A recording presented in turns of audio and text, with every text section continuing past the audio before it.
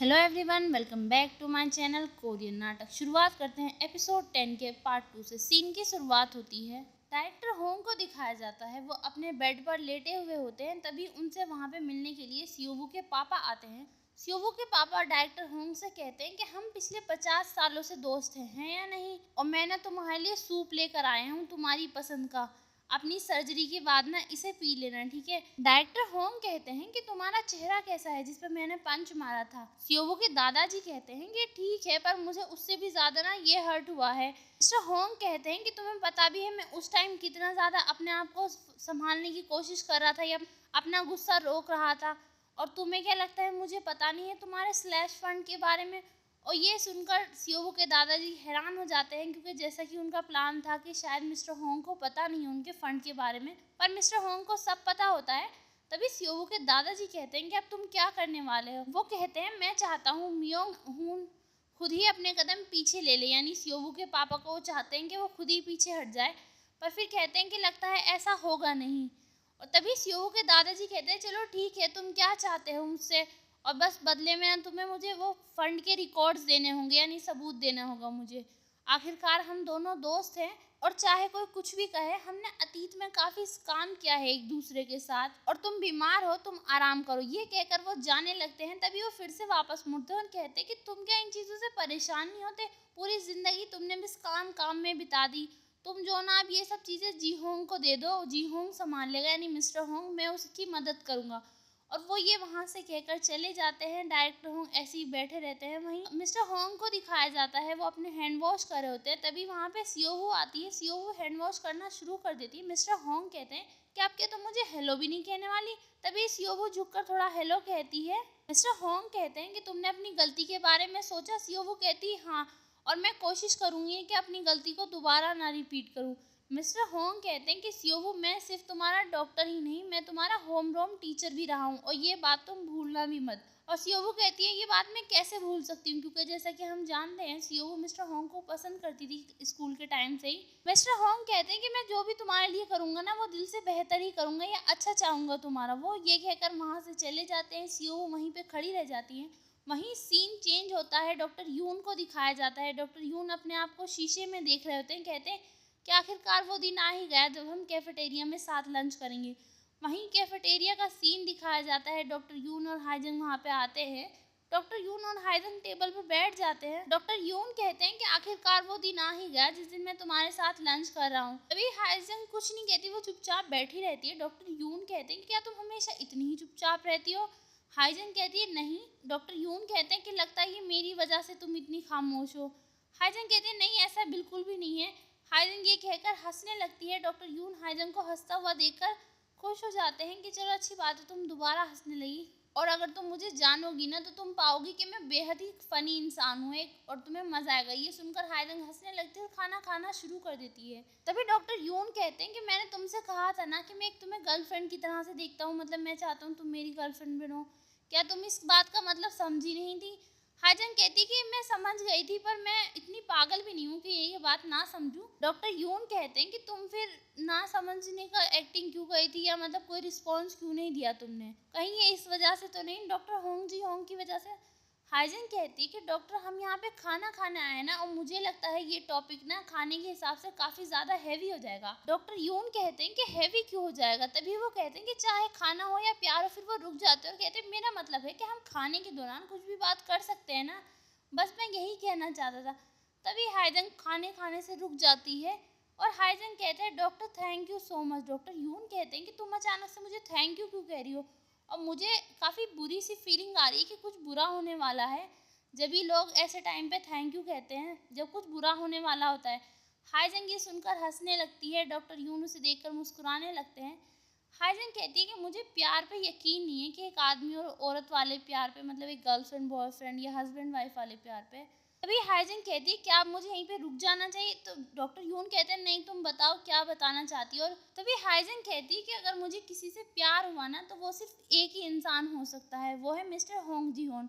Doctor यून को ये सुनकर अच्छा नहीं लगता, उनका चेहरा उदास सा हो जाता है, वो नीचे देखने लगते हैं। तभी हाइजन कहती है आई एम सॉरी। डॉक्टर यून मुस्कुराने लगते हैं कि चलो कोई बात नहीं, पर मुझे अच्छा लगा ये जानकर कि मतलब तुम मेरे लिए सॉरी महसूस कर रही हो, इसका मतलब तुम मेरे बारे में अच्छा सोचती हो और तुम्हारे दिल में मेरे लिए अच्छी फीलिंग है। तभी हाइजन खड़ी हो जाती है और वो वहाँ से अपने खाने की डिश लेकर जाने लगती है। डॉक्टर यून कहते हैं कि रुको रुको, तुम कहाँ जा रही है, क्यों ना हम खाना फिनिश कर ले। तभी डॉक्टर यून खाना खाना स्टार्ट कर देते हैं, पर वो खुद भी रुक जाते। वो कहते हैं कि लगता है मैं उसमें ना काफ़ी मजाकिया लग रहा हूँ, कि मतलब मैंने अपने ही आप का अपनी आंखों के सामने मजाक बना लिया, चलो हम ठीक है खड़े हो जाते हैं। हाइजंग ओके कहती है। हाइजंग वहाँ से अपनी प्लेट उठाती है और चली जाती है। डॉक्टर यून हाइजंग को देखते रह जाते हैं। वहीं सीन चेंज होता है, नर्स स्टेशन पर दिखाया जाता है।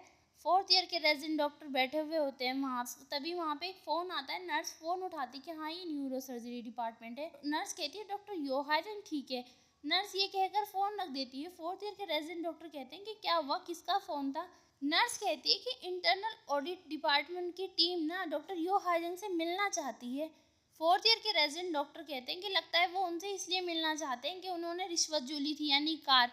4th ईयर के रेजिडेंट डॉक्टर कहते हैं कि मुझे पता ही था, वो इतनी साफ सुथरी होने का नाटक करती हैं, पर उन्होंने वो चीज़ एक्सेप्ट कर ली। तभी नर्स परेशान हो जाती है और वो कहती कि डॉक्टर चोई, आपको नहीं लगता कहीं उस कार के बारे में तो नहीं है। तो डॉक्टर चोई थोड़ा मतलब चेहरा उनका फनी भी होता है, उदास भी होते हैं। वो कहते दुआ करो कि ऐसा ना हो। तभी नर्स हाइजन को फ़ोन करना शुरू कर देती हैं। तो 4th ईयर के रेजिडेंट डॉक्टर कहते हैं कि तुम ये क्या करी। वो कहती है मैं डॉक्टर यू हाइजन को फ़ोन करी। 4th ईयर के रेजिडेंट डॉक्टर 1st ईयर के रेजिडेंट डॉक्टर से कहते हैं कि तुम जल्दी से भाग कर जाओ और डॉक्टर यो हाइजन को ये बात बताओ। 1st ईयर के रेजिडेंट डॉक्टर फ़ोन करने लगते हैं। 4th ईयर के रेजिडेंट डॉक्टर कहते हैं कि जल्दी से तुम भाग कर जाओ। तो वो कहते हैं कि मैं फ़ोन पर क्यों नहीं बता सकता। 4th ईयर के रेजिडेंट डॉक्टर कहते हैं कि अगर तुम फ़ोन पर बताओगे ना तुम्हारे लिए मुश्किल बढ़ जाएंगी, इससे अच्छा तुम भाग कर जाओ जल्दी वहाँ पे। तभी 1st ईयर के रेजिडेंट डॉक्टर 4th ईयर के रेजिडेंट डॉक्टर पर गुस्सा करते हैं और वो भागकर वहाँ से चले जाते हैं। 4th ईयर के रेजिडेंट डॉक्टर कहते हैं कि मैं आखिर इसका करूँ क्या। वो जा रहे होते हैं, उनका सामान भी गिर जाता है, वो सामान उठाते हैं और फिर भागने लगते हैं। हाइजंग उन्हें आगे चलकर मिलती है। हाइजंग कहती है कि तुम भागते हुए क्यों आ रहे हो, क्या हो गया। 1st ईयर के रेजिडेंट डॉक्टर कहते हैं कि आपसे ना इंटरनल ऑडिट टीम के ऑफिसर जो है ना वो मिलना चाहते हैं। हाइजंग कहती है तुम्हें पता है उनका ऑफिस कहाँ है। वो कहते हैं हाँ नीचे है। तो हाइजंग कहती है चलो ठीक है। हाइजंग वहाँ से चली जाती। दूसरी साइड सियोवो खड़ी होती है। सियोवो ये देख रही होती है। वहीं सीन चेंज होता है। हाइजंग को ऑडिट ऑफिसर के रूम में दिखाया जाता है। वो हाइजंग से कहते हैं कि आपको याद होगा ना जब आपने यहाँ पे काम करना शुरू किया था तो आपने एक एथिक्स कॉन्ट्रैक्ट साइन किया था, जिसका मतलब ये है कि जब आप यहाँ पे काम करना शुरू करेंगी तो आप किसी से रिश्वत नहीं लेंगी, गिफ्ट नहीं लेंगी। तो हाइजन कहती है जी बिल्कुल मुझे याद है। पर वो कहते हैं पर आपने तो गिफ्ट ले लिया है ना एक पेशेंट से। वो बॉस का नाम बताते हैं और कहते हैं कि इनसे लिया है ना। तो हाइजन कहते हैं नहीं, बस वो मेरे लिए छोड़कर चले गए, मैंने उनसे लिया नहीं है और मुझे समझ में नहीं आ रहा कि मैं उसका क्या करूँ या क्या नहीं, तो इसलिए मुझे थोड़ा टाइम चाहिए था उसके वापस करने के लिए। तो वो तभी एम्प्लॉय कार का फोटो दिखाते हैं कि ये है ना वो कार। हाइजन कहती है हाँ सही कहा ये है। तो वो कहते हैं कि इसका मतलब तुम हमसे झूठ बोल रही हो, तुमने ये कार ड्राइव भी कर ली क्योंकि उस कार का एक्सीडेंट हो चुका था। तो हाइजन कहती है नहीं मैंने कार ड्राइव नहीं की अभी तक। तभी हाइजन कहती है कि ये एक्सीडेंट हो गया था, बस मैं सोच रही थी कि इसका क्या करूं, पर ये एक्सीडेंट हो गया। हाइजन उन ऑफिसर से कहती है कि आप मेरी कार देखना चाहते हैं। हाइजन तभी अपने फ़ोन में अपनी कार का फोटो दिखाती है अपने साथ। वो ऑफिसर कहते हैं कि ये तो काफ़ी खूबसूरत कार है। हाइजन की कार उस कार से भी महंगी कार होती है। तो हाइजन कहती है ये जो बॉस मेरे लिए गिफ्ट छोड़ के गए हैं ये वो चीज़ नहीं है जो मुझे चाहिए, और हम दोनों ही एम्प्लॉय हैं यहाँ पे, क्या तुम मेरी मदद नहीं कर सकते इन चीज़ों से बाहर निकलने के लिए। वो कहते हैं मैं आपकी मदद करना चाहता हूँ पर देखते हैं क्या होता है, अभी मेरे हाथ में कुछ नहीं है। वहीं सीन चेंज होता है। मिस्टर होंग को दिखाया जाता है। वो कंप्यूटर पर फाइल कुछ देख रहे होते हैं, उसका प्रिंट आउट निकालते हैं। वो ये होता है कि डायरेक्टर होंग कहते हैं कि अगर मान लो उनकी तबीयत ज़्यादा सीरियस हो जाए या उन्हें कुछ हो जाए तो उन्हें लाइफ सपोर्ट पर ना रखा जाए। मिस्टर होंग ये सब सोच रहे होते हैं कि उनके पापा कहते हैं कि मुझे पता है कि सर्जरी ठीक ठाक हो जाएगी पर कभी कुछ हो जाए इमरजेंसी के लिए मैं करा रहा हूँ, ठीक है। और मिस्टर होंग अपने पापा का फोटो देखते हैं और वो काफ़ी इमोशनल होते हैं। वहीं सीन चेंज होता है। सियोवो के पापा को दिखाया जाता है। वो अपने ऑफिस में होते हैं और चार्ट देख रहे होते हैं कि न्यूरो सर्जरी डिपार्टमेंट का काफ़ी नीचे जा रहा है, उनसे कोई प्रॉफिट नहीं हो रहा। तभी सियोवो के दादाजी आते हैं। सियोवो के पापा उनसे कहते हैं कि डायरेक्टर होंग ने क्या कहा। सियोवो के पापा कहते हैं कि अब जो ना हमारी गर्दन उसके हाथ में है। वो अपने बेटे को ड्राइव दिखाते हैं कि ये रहे फंड की स्लैश फंड की फाइल है और उसके पास ये प्रूफ था। सियोवो के पापा काफ़ी हैरान हो जाते हैं और वो कहते हैं कि उन्हें पता कैसे चला इस स्लैश फंड के बारे में आपके। सियोवो के दादाजी कहते हैं लगता है उसने मेरे पीछे किसी न किसी को लगाया था। और ये सबूत जो ना मुझे उससे मिला है। तो सियोवू के पापा हैरान हो जाते हैं और कहते हैं कि बस उन्होंने ऐसे ही आपको दे दिया। तो सियोवू के दादाजी कहते हैं कि मैंने उससे डील की है कि मैं जो ना तुम्हारा साथ नहीं दूंगा। तो सियोवू के पापा हैरान हो जाते हैं और परेशान भी कि नहीं पापा, आप ऐसा नहीं कर सकते, आप मेरी पोजीशन के लिए मेरे साथ लड़ेंगे, ऐसा नहीं हो सकता। सियोवू के दादाजी कहते हैं कि जब तक वो सर्जरी से रिकवर होता है, ठीक होता है ना, तब तक का टाइम है हमारे पास, हमें जल्दी से ना सारे एविडेंस सबूत को जो ना मिटा देना चाहिए। और जहाँ तक मैं उसे जानता हूँ ना, उसने कहीं ना कहीं सबूत छुपा कर रखे हुए होंगे। और वो काफ़ी मजबूत और जो ना पागलपन वाला इंसान है कि मतलब एक बार अगर किसी चीज़ को ठान लेना तो उसे करके ही रहता है।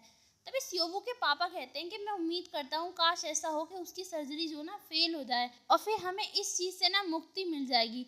और मैंने सुना है ये सर्जरी काफ़ी मुश्किल भी है और ये सर्जरी डॉक्टर यून के लिए भी इतनी आसान नहीं होगी। कि सियोवू के दादाजी अपने बेटे को डांटते हैं और कहते हैं कि तुम पागल हो गया, तुम गुस्से में भी ऐसी चीज़ें कैसे कह सकते हो, हाँ तुम्हारा दिमाग खराब हो गया है क्या।